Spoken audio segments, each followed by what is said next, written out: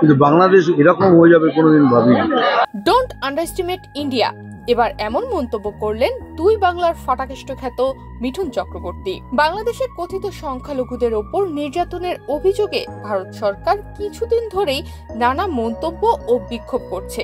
এমনকি দেশটির গণমাধ্যমে একের পর এক অপপ্রচারের জেরে দুই দেশের সম্পর্ক এখন তলানিতে।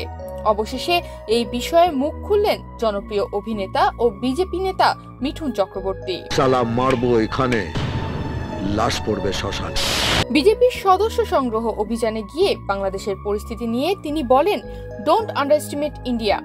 বাংলাদেশ নিয়ে ভারতীয়দের আবেগ অনুভূতি রয়েছে, পশ্চিমবঙ্গের অনেকেরই মনে সেটা আছে, কিন্তু বাংলাদেশ এরকম হয়ে যাবে তা কোনোদিন ভাবিনি। এখানে শেষ নয়, তিনি আরো বলেন, এসব ঘটনায় নাকি বাংলাদেশ নিয়ে তার আবেগের জায়গা নষ্ট হয়ে গেছে। খালি এক লাইন বলতে চাই, do not underestimate India.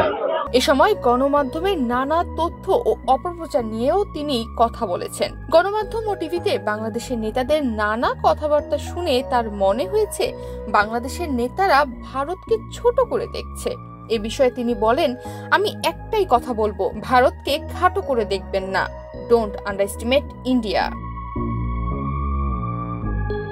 Mithun Chakraborty এও বলেন, বাংলাদেশকে দেখে আমাদের শিখতে হবে, বিশেষ করে বাংলাকে শিখতে হবে।